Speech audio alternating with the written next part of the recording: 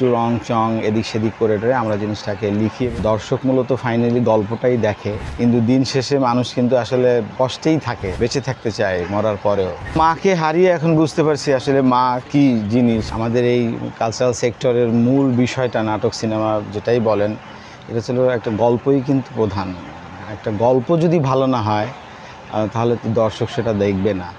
আর দর্শক মূলত ফাইনালি গল্পটাই দেখে, তার পাশাপাশি পারফরমেন্স যারা করে তাদের উপস্থাপনটা দর্শক দেখে। সেক্ষেত্রে আমি সবসময় আমার কাজগুলোতে আমি গল্পের প্রাধান্য বেশি দেই, ওইভাবেই গল্পগুলো লিখি, অন্যদের দিয়ে লেখাই। পাবলিক তো সবই দেখে, ভালো মন্দ মিলায় এখন চলছে, ভালো মন্দ মিলায় দর্শক দেখে। আমি একদমই পিছিয়ে পড়া মানুষের কষ্টের গল্প, জীবনের গল্প এগুলোই বলি, কারণ মানুষ বিনোদন চায়, বিনোদন নেয়, বিনোদন পায়, কিন্তু দিন শেষে মানুষ কিন্তু আসলে কষ্টেই থাকে। বর্তমান বিশ্বের পৃথিবীর যে অবস্থান, সেই অবস্থানের জায়গা থেকে সবার জীবনে কোনো না দুঃখ কষ্ট সেই লেগেই থাকে। এই জন্য আমি আমার ব্যক্তি জীবনেও অনেকটা স্বচ্ছ না, জীবনটা কষ্টে যায়, কষ্টে কাটে। এই জন্য আমার ভালো লাগে কষ্টের গল্পগুলো করতে। আমি আমার জীবনের পয়েন্ট অফ ভিউ থেকে ফিল্ম, নাটক, ফিকশন যেটাই বলেন সেটা নির্মাণ করি। আসলে একটা গল্প, নাটক, সিনেমা, চলচ্চিত্র, উপন্যাস যাই বলেন, এটা কিন্তু পৃথিবী থেকে, সমাজ থেকে, দেশ থেকে, মানুষের থেকে উঠে আসে। সেটাকে আমরা একটু রং চং এদিক সেদিক করে আমরা জিনিসটাকে লিখি এবং ভার্চুয়ালি সেটা উপস্থাপন করি। এটা মূল বিষয়টা জীবনের গল্পই আমরা ফিকশনের মাধ্যমে তুলে ধরি। আমরা নাট্যমঞ্চ বলেন, টেলিভিশনে বলেন, বড় পর্দায় বলেন, যেখানে বলেন আমরা বেসিক্যালি জীবনের গল্পটাই তুলে ধরি। এক একজনের এক এক ধরনের প্যাটার্ন থাকে, এক এক ধরনের উপস্থাপনের ধরন এক এক ধরনের থাকে। আমার উপস্থাপনের ধরন এরকমই, একদমই পিছিয়ে পড়া কষ্টের মানুষের গল্প বলা। আমার জীবনের একটা নেশা যে আমি কাজের মধ্য দিয়ে কর্মের মধ্য দিয়ে বেঁচে থাকতে চাই এবং বড় হতে চাই, যেন মরে গেলেও বেঁচে থাকি। যেমন আমি সবসময় ফেসবুকে লিখি, মাঝে মধ্যে বলি যে বেঁচে থাকতে চাই মরার পরেও।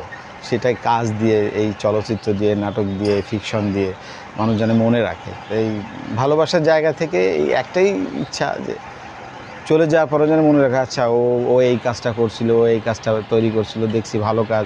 মানুষজন এটাই বলে যে না, ভালো কাজ, ভালো মানুষ, ভালো ছেলে ভালো কাজ করে। এই জিনিসগুলো আমি সবসময় ফলো করি। প্রত্যেকটা ডিরেক্টর তার জীবনের পয়েন্ট অফ ভিউ থেকে কাজ করে। আমার জীবন দর্শন যেটা, আমি যেভাবে নিজেকে লিড করি, যেভাবে এই বাহ্যিক পৃথিবীতে যেভাবে আমার জীবন দর্শন আমি জার্নি করি, আমি আমার এই জীবন দর্শনের থেকে, আমার এই সামাজিক ব্যবস্থাপনা থেকে আমি ওই জাতীয় গল্পই করি এবং ওগুলোই করবো। আসলে যে এখন আপনারা একটা কথা বলেন, আপনারা যারা অভিজ্ঞ বিনোদন জগতে আছেন, এবং অনেকেই বলে যে টেন্ডি, হ্যাঁ, আমি সেই জায়গা থেকে যেমন অনেকটা নামের ব্যাপারে আপনারা বলে থাকেন যে এমন নাম দেখেই মানুষ ক্লিক করে, ওই ফিকশনটা দেখে। আমার গল্পগুলোর নাম তো একদমই জীবনধর্মী। সেই ক্ষেত্রে এই শ্রেণীর দর্শকও আছে। সেই দর্শকের কাছে আমার এই কাজগুলো পৌঁছাইলেই আমি যথেষ্ট, এবং তারা ভালো বললেই আমি সন্তুষ্ট। Double million offer, Walton fridge কিনে পেতে পারেন 20 লক্ষ টাকা, রয়েছে কোটি কোটি টাকার নিশ্চিত উপহার। মায়ের দাম তো একদমই দিতে পারি নাই, মায়ের দাম আসলে দেওয়াও যায় না, বিশেষ করে আমি দিতে পারি নাই, কারণ আমি লম্বা টাইম মা বাবা ছাড়া ছিলাম। তারপর তো মা বাবাকে হারালাম। ওই জায়গা থেকেই প্রতিনিয়তই এই জীবনধর্মী গল্পের পাশাপাশি এখন লাস্ট প্রায় 7-8টা ফিকশন করছি, যেগুলো একদমই পারিবারিক, মা বাবা ভাই বোন এই রিলেটেড। যেমন কিছুদিন আগে একটা গল্প করছি, যেমন সামিরা খান মাহি আপু পারফর্ম করছে, অসাধারণ পারফর্ম করছেন তিনি, দোয়া। এটাও একটা পারিবারিক গল্প, মা বাবাকে নিয়ে গল্প। এরপরে এই গল্পটা মায়ের দাম। তা আপনি যেটা প্রশ্ন করছেন, মায়ের দাম আসলে কেউ কখনোই দিতে পারে না। মায়ের ঋণ, মায়ের দাম কেউ কখনোই কোনো সন্তান শোধ করতে পারে না, দাম দিতে পারে না। আসলে মাকে হারিয়ে এখন বুঝতে পারছি আসলে মা কি জিনিস। ওই জায়গা থেকেই মায়ের দাম গল্পটা আমার লেখা এবং মায়ের দাম নামটা সিলেক্ট করা। Double million offer, Walton fridge কিনে পেতে পারেন 20 লক্ষ টাকা, রয়েছে কোটি কোটি টাকার নিশ্চিত উপহার।